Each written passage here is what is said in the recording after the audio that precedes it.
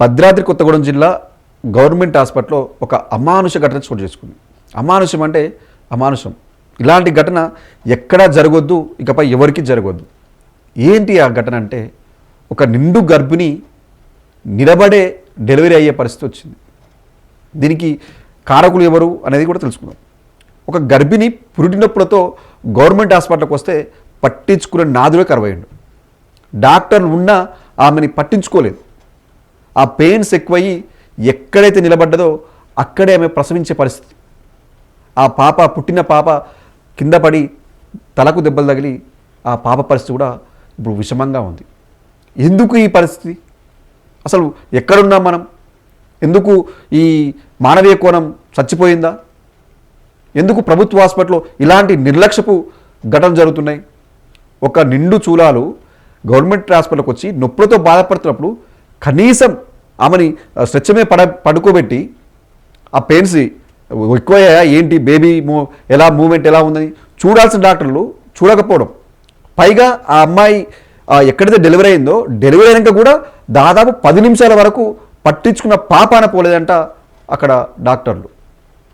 అది చూసిన అక్కడ ఇతర రోగులు వాళ్ళే భయపడిపోయారట. ఎక్కడ ఉన్నాం మనం? హాస్పిటల్లో ఉన్నామా లేకపోతే అడవిలో ఉన్నామా అనేది అర్థం కాని పరిస్థితి. డాక్టర్లు హాస్పిటల్కు ఎంత పురిటి నొప్పులతో వచ్చి హాస్పిటల్కి వస్తే ఆమె అక్కడి వరకు వచ్చిన ఆమెకి కనీసం ట్రీట్మెంట్ చేయకపోవడం ఏంటి? కనీసం స్ట్రెచర్ పైన పడుకోబెట్టి చూడాలి కదా. ఎందుకు ఈ పరిస్థితులు వస్తున్నాయి? గవర్నమెంట్ హాస్పిటల్ అంటేనే ఒకప్పుడు భయపడిపోయేవాళ్ళు. ఉమ్మడి ఆంధ్రప్రదేశ్లో భయపడిపోయిన రోజుల నుంచి గవర్నమెంట్ హాస్పిటల్కి వచ్చే రోజుల వరకు వచ్చాయి. నేను రాను సర్కారు దవాఖానకు అని పాటలు కూడా వచ్చాయి. అక్కడి నుంచి ఈ మధ్య కాలంలోనే గవర్నమెంట్ హాస్పిటల్లో డెలివరీ రేట్లు పెరిగాయి, నార్మల్ డెలివరీ అవుతున్నాయని చెప్పేసి కూడా చూసాం.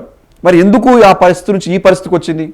ఒకప్పుడు అద్భుతంగా పనిచేసిన డాక్టర్లు, అద్భుతంగా పనిచేసిన ఆసుపత్రులు ఇప్పుడు ఎందుకు ఈ రకంగా తయారయ్యాయి? ఇది ఒక్కటే కాదు, చాలా చోట్ల ఏ ఘటనలు. వరంగల్లో ఒక హాస్పిటల్లో ఏకంగా ఒక పాపనెత్తుకుపోయిన ఘటనలు.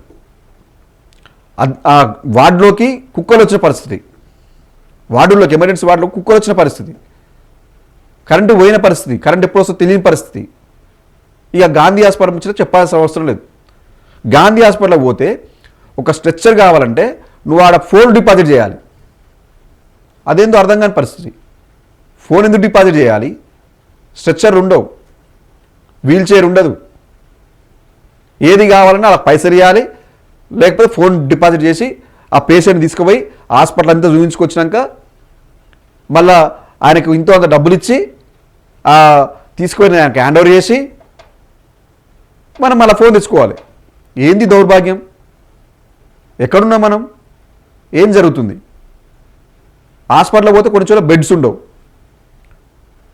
డాక్టర్లు ఉండరు, ట్రీట్మెంట్ ఉండదు, లేకపోతే మెడిసిన్స్ ఉండవు. ఇలా ఇలాంటి గర్భిణీ స్త్రీలు పోతే కూడా కనీసం పట్టించుకో పాపన పోవట్లేరు.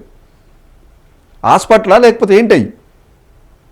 వరుస ఘటనలు జరుగుతున్నప్పుడు చూసుకోవాలి కదా. ప్రతిసారి ఏదో రివ్యూ చేసి చేతులు దులుపుకోవడం కాదు కదా.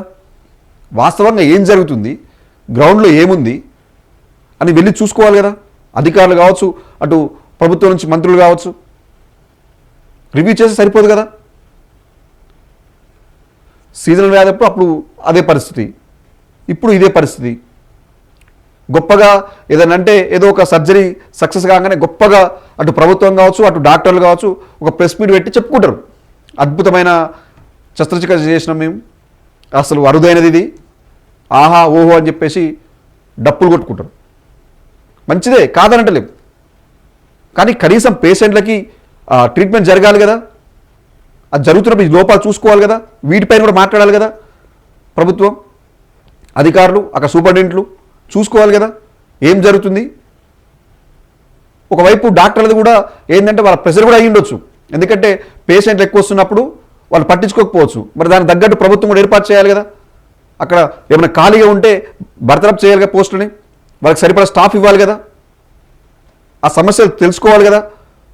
ఎంతసేపు ఓ రివ్యూ చేసి మేము అద్భుతంగా చేసాం, అది చేసాం, ఇది చేసాం, ఇక ఇది చేసినట్టు ఎవరు చేయలేదని చెప్పుకోవడం తప్ప. ఇలాంటి ఘటనలు చూస్తే ఇప్పుడు భద్రాద్రి కొత్తగూడెం జిల్లాకు సంబంధించిన ఘటనలు చూస్తే ఎవరన్నా గర్భిణీ స్త్రీ గవర్నమెంట్ హాస్పిటల్ పోవాలని అనుకుంటారా? ఒక పేదోడు పోయేది ప్రైవేట్ హాస్పిటల్ పోతే లక్షలు, చిన్న సర్జరీ కూడా లక్షలు కావాలి. అది పెట్టుకోలేకనే ఆ గవర్నమెంట్ హాస్పిటల్కి వెళ్తే పట్టించుకోవట్లేదు, ప్రాణాలు పోయే పరిస్థితి. నిన్న మొన్నటి వరకు కొంత ఎవరు డాక్టర్లకి నర్సులు చేస్తే అటు గర్భిణీ స్త్రీ ఇటు పుట్టిన పాప లేదా కడుపు చనిపోయిన ఘటనలు కూడా చూసినాం. అది జరుగుతున్నప్పుడు, పునరావృతం అవుతున్నప్పుడు వాటిపై రివ్యూ చేసి ఎందుకు జరుగుతుంది, ఒక నిండు ప్రాణం ఎందుకు బలవుతుంది, దాని వెనుక రీజన్ ఏంటి, స్టాప్ కొడతా లేకపోతే వేరే కారణాలు ఉన్నాయా, ఎందుకు ఏమిటి అని తెలుసుకొని వాటిని పరిష్కరించాలి. మళ్ళీ జరగకుండా చూసుకోవాలి. ఒక దగ్గర జరిగిందంటే ఓవరాల్గా రాష్ట్ర వ్యాప్తంగా రివ్యూ చేసుకోవాలి, జిల్లా హాస్పిటల్ నుంచి పోతే పిహెచ్సి వరకు. అప్పుడే అది కాన్ఫిడెన్స్గా ఉంటాయి, అప్పుడు ప్రజలకు కూడా సరైన వైద్యం అందుతుంది.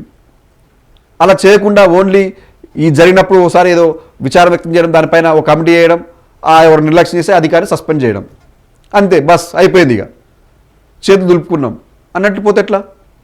దీనిపై పూర్తిగా, ఎందుకంటే ఒక ప్రాణానికి సంబంధించింది, ప్రాణం చాలా విలువైనది, పోతే వచ్చేది కాదు, పోయినాక కోట్లు పెట్టినా రాదు. ఉన్నప్పుడే సరైన వైద్యం అందించినప్పుడే ఆ ప్రాణం నిలబడుతుంది. ఆ పసి ప్రాణం కావచ్చు, పెద్దవాళ్ళు కావచ్చు. ఈరోజు ఆ ఘటన చూస్తే మాకే అసలు చూడాలంటే ఎట్నో అనిపించింది. వింటుంటేనే అయ్యో ఇంత దారుణంగా ఉందా, నిజంగానే మనం హాస్పిటల్లో ఉన్నామా లేకపోతే అడవిలో ఉన్నామా, ఇంత జరుగుతున్నప్పుడు డాక్టర్లు ఎందుకు కనీసం వచ్చి చూడలేకపోయారు, ఎందుకు ఇంత నిర్లక్ష్యం వహించారు, అనేక అనుమానాలు, సందేహాలు కలుగుతున్నాయి. సో ఇప్పటికైనా ఈ ప్రభుత్వం, ఆ వైద్యాధికారులు, ఉన్నతాధికారులు ఎవరైతే ఉన్నారో వాళ్ళు కాస్త ఫోకస్ పెట్టండి ప్రభుత్వ హాస్పిటల్ పైన. ఎందుకంటే చెప్పాం కదా, పేదోడే పోయేది, ఉన్నోడు ఓడు ఓరు, మంత్రి ఓడు, ఆ అధికారులు ఓరు, ప్రైవేట్ హాస్పిటల్ చూపించుకుంటారు. పేద ప్రజలే హాస్పిటల్కి వెళ్ళి చూపించుకుంటారు. వాళ్ళకి సరైన వైద్యం అందించండి, మేము చెప్పడం వరకే కాకుండా చూపించండి, కనీస సౌకర్యం కల్పించండి. చెప్పాం కదా, గాంధీ హాస్పిటల్కి అయితే కనీసం వీల్ చైర్ కూడా ఉండదు. ఒక పేషెంట్ తీసుకుంటే వీల్ చైర్ ఉండదు.